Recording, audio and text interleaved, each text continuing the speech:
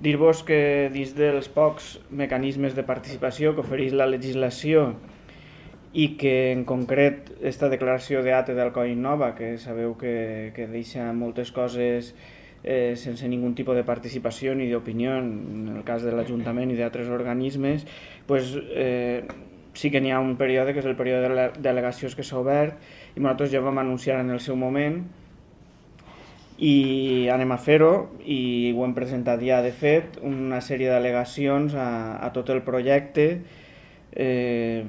després d'estudiar la documentació en el màxim detall possible, que com sabeu sempre ha sigut una marca de la casa, de Compromís.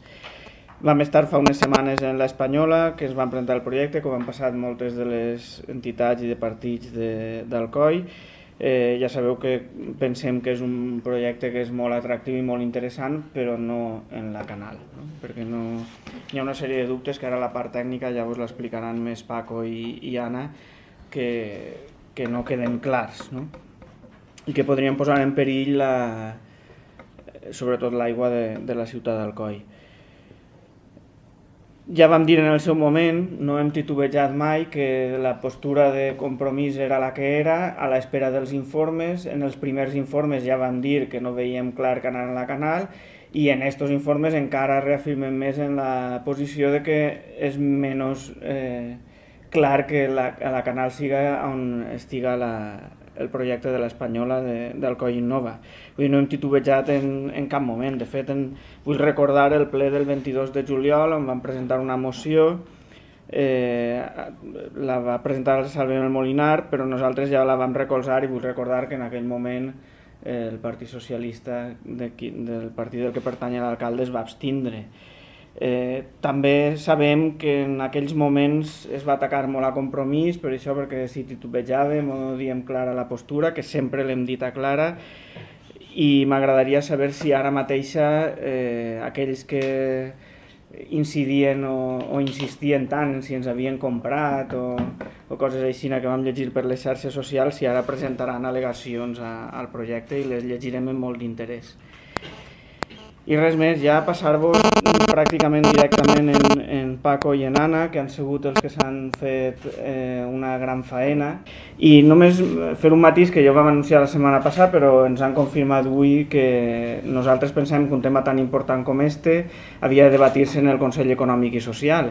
I així vam proposar que entrara en l'ordre del dia, i avui ens han confirmat que sí que hi haurà en el Consell Econòmic i Social un punt de l'ordre del dia, perquè clar, pensem que si l'organisme més important que té la ciutat d'Alcoi de participació a nivell econòmic no es pronuncia sobre el projecte més important que pot ser s'hagi presentat en els últims anys, doncs quedaria alguna cosa coixa quan sabem que alguns dels membres d'aquest Consell s'han pronunciat per separat, no? Alguns inclús antes de tindre el projecte en les mans. Hi ha cinc blocs bàsicament que us explicarem en detall si tenim interès, que raons geològiques i geotècniques, raons tècnico-ambientals, raons de tipus legal, la tipologia d'empreses que hi pot anar i els terminis i la creació de treball. Lògicament, després plantejar-me una alternativa. Les raons geològiques per les quals l'empresa vol ubicar ahir la Canal és perquè tens un estrat molt ample d'uns 130 a 300 metres de material impermeable, i per tant, si hi haguera un vessament o una possible contaminació, no arribaria a l'aqüífer, que tots sabem que està baix, que és l'àuia de la que veuen tots els alcoians. Bé, doncs nosaltres hem llegit conscienzudament aquest apartat de l'ISA, de l'estudi de sostenibilitat ambiental, l'hem consultat en experts geotècnics i no ens ha convençut en el més mínim. Primera, l'argument de que hi ha un espessor de margues, de tap, que diem nosaltres, de 130 a 300 metres, això no ha quedat demostrat. De fet, el sondeig número 10 que ells fan, han fet 8 sondejos i el sondeig número 10 no té tap, per tant, ells mateixa s'han descobert en el fet que n'hi ha zones de la Canal on no hi ha material impermeable. Per tant, si en aquesta zona es produïra un vessament de material contaminant, podria arribar directament a l'aqüífer. Però no només això, sinó que és que resulta que també hi ha fractures, hi ha una estructura diapírica, n'hi ha moltes coses que fan que tu no pugues garantir que realment tens un gruix de tanta envergadura de material impermeable. I a més també qüestionem una miqueta que el material siga tan impermeable com diuen ells. Nosaltres hem aplicat les mateixes fórmules de càlcul i no ens ha eixit igual que els ha eixit a d'ells, i per això en l'al·legació preguntem que ens expliquen ben bé com han aplicat aquestes fórmules. Les raons tècnico-ambientals són ja les que conegueu, que és la protecció de l'aqüífer del Molinar amb l'argument que utilitza l'empresa. Els dos arguments bàsics per a manifestar que l'aqüífer està protegit són la capa de margues, que explica molt bé Anna, i el famós vessament zero. Bé, nosaltres també discrepem d'aquest vessament zero, que inclús suposant que tècnicament siga creïble, hi ha un argument molt important, i és que malgrat aquest aparent vessament zero, pot haver avaries, pot haver accidents sísmics o no, recordem que estem en zona sísmica, que això sí que ho reconeix l'informe, pot haver error humà, això passa sempre, recordeu Alcoya, recordeu Fukushima, recordem Harrisburg, recordem Chernobyl, és a dir, recordem Castor, és a dir, pot haver, i sobretot que pot haver negligències, que ningú està lliure, pot haver negligències, no dels senyors a l'Unió Espanyola, però sí dels que puguen anar. Però és que damunt hi ha una cosa tècnica important, que és el tema de la recollida de les bases, tant d'aigües pluvials com de les aigües negres. Amb un exemple només ho entendreu. Les aigües pluvials tenen previst una bassa per replegar en una seqüència, crec que és de 2 dies, de 350 metres cúbics.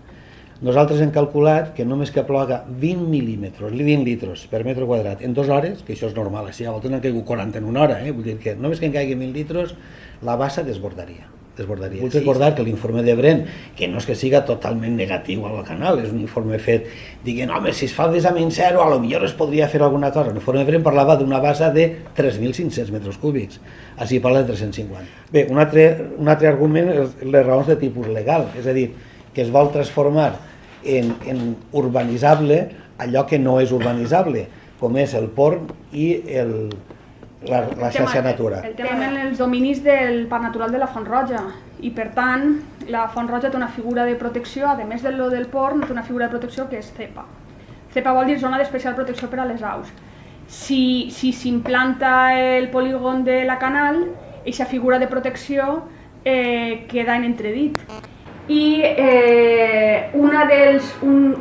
l'única manera que hi ha per a descatalogar una ZEPA, és el mateix argument que s'ha gastat en el tema de la Serra d'Alfaro, l'única manera per a descatalogar una ZEPA és que hagi perdut el seu valor ornitològic, és a dir, que hi ha una gent aus. És el de la tipologia de les empreses que poden anar. És veritat que l'ISA, l'Informe de Sostenibilitat Ambiental, fa el que es diu el filtro tecnològic per a limitar les empreses.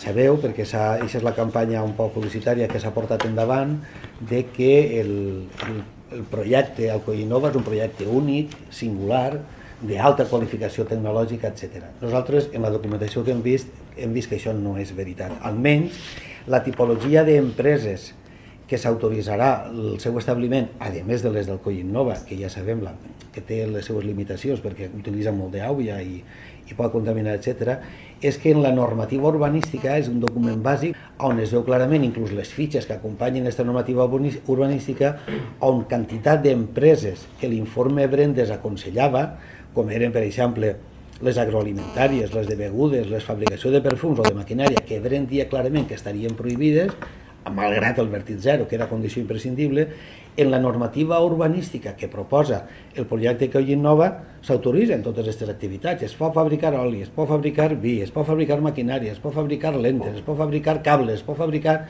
Clar, en aquesta normativa urbanística, lògicament, uno té els seus dubtes, és a dir, mirant les fitxes, pareix que més que un filtro tecnològic, perquè no es demana una alta qualificació, simplement són empreses que damunt, diu l'informe, si no tenen l'informe de qualificació ISO 9.000 o 14.000, jo no som... En aquest tema, diuen, nosaltres l'ajudarem a que el tinga. Bueno, però tindrà que traure'l antes d'arribar allí o no. Aleshores, per tant, aquest filtro tecnològic o aquesta aparent singularitat d'aquest polígon es perd, de manera que serà un polígon convencional en limitacions, evidentment. Hi ha un llistat d'empreses que no poden anar, però hi ha un llistat d'empreses que sí que poden anar, que són les que jo vos he dit. Nosaltres tenim aquest escepticisme respecte que, més que un filtro tecnològic, el que han aplicat jo crec que és un colador. Aquesta seria un poc la imatge que a nosaltres ens dona. Per tant, no hi ha tal filtro tecnològic, pareix més un colador en el sentit que hi haurà molta tolerància, inclús en el sector, això en quant al secundari. En el sector terciari hi ha una àmplia tolerància respecte al que es pot posar discoteques, poden ser salons de ball, es poden posar botigues, poden posar en limitacions en quant a espai, però bueno, podria cabre un centre comercial sempre quan les superfícies s'adapten a la normativa. Aleshores, per tant, pensem que ja no és tant un projecte tan innovador, tan singular, sinó el que es busca és bàsicament una requalificació urbanística per instal·lar activitats, que té tot el dret del món, els senyors dels promotors, però que la imatge que es transmet de singularitat, d'alta tecnologia, en la normativa urbanística no la vegem.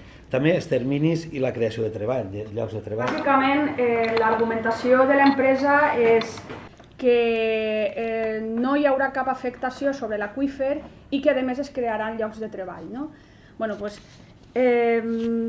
D'una banda ja hem dit que això de que no s'afectaria l'aqüífer està qüestionat, però també el tema del treball considerem que és també qüestionable no des del nostre punt de vista, sinó des del mateix punt de vista que ofereixen els seus informes. M'explique. És injust que facin triar a la societat, i més en un temps de crisi, entre medi ambient i treball. Perquè, evidentment i lògicament, tota la població demanarà treball. Estem en una situació molt compromesa, la gent no té faena i no li pots posar en aquesta tessitura. Però és una responsabilitat dels polítics que siguem capaços de fer les dues coses simultàniament. És a dir, que el medi ambient no es vegi amenaçat i que la faena no es perga. Per tant, això és un tema fonamental, el que no haguem de triar entre uns o altres, sinó que ho tinguem tot. Però és que, a més, els terminis que planteja l'empresa són molt qüestionables respecte a la creació de faena. Estem parlant de que a 18 anys vista, es poden arribar a crear 700 llocs de treball. Clar, 18 anys vista és molt de temps. En els primers 8 anys és el temps que es concedeix l'empresa per a traslladar les seues instal·lacions. I aquest trasllat de les instal·lacions només tindria els llocs de treball propis de la construcció d'un polígon. Però aquests llocs són eventuals, que és mentre duren les obres. Per tant, no estem parlant de llocs de treball en el qual uno pugui dir «així em jubile jo». I aquests llocs de treball serien una permuta. De la zona nord passes a la zona de la Canal. No és una creació nova de llocs de treball, més o menys. I després tens fins als 18 anys, o sigui, 10 anys més, per a crear tota aquesta perspectiva de treball que un poc és el que està intentant vendre l'empresa.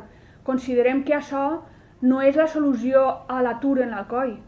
I per tant, aquesta falsa sensació que està donant de que van a crear un polígon medioambientalment escrupolós i que va resoldre el problema de l'atur en Alcoi, són dos arguments que coixegen els dos. L'última al·legació és que hi ha que buscar alternatives, evidentment. Crec que és un projecte interessant, no hauria anar-se'n d'Alcoi, però alternatives hi ha al municipi. Per cert, que hi ha un estudi d'alternatives en l'ISA, en l'Estudi de Sostenibilitat Ambiental, que pensem que és una mena de vestit a mida, perquè desprecia totes, la de Castalla, la d'Ibi, la de Muro, la de la Solució Sur, les desprecia totes, perquè no té les característiques que a ells li convé que tinguin, és a dir, és fer un traje i dir, doncs bueno, si és blau, vale, si és verd també.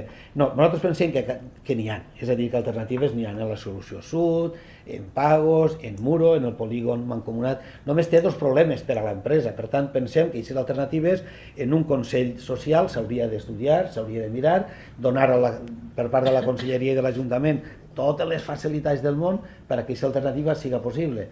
Però, clar, ha de voler l'empresa, perquè en definitiva n'hi ha dos problemes que l'empresa possiblement les posa i tenen tot el dret del món, i és que no són sol seu, per tant hauria que facilitar-li d'alguna manera l'adquisició, i dos, lògicament, ells volen que sigui a peu d'autovia per al tema de l'accessibilitat i per al tema de la publicitat. Doncs hi hauria que mirar a veure quin està més a prop de l'autovia, etc. Però bueno, això depèn de l'empresa. Jo crec que des del municipi hem de buscar des de l'Ajuntament i des de la Conselleria alternatives, que les hi ha. Una altra cosa és que l'empresa li apanyen, li agraden o estigui disposat a assumir-les.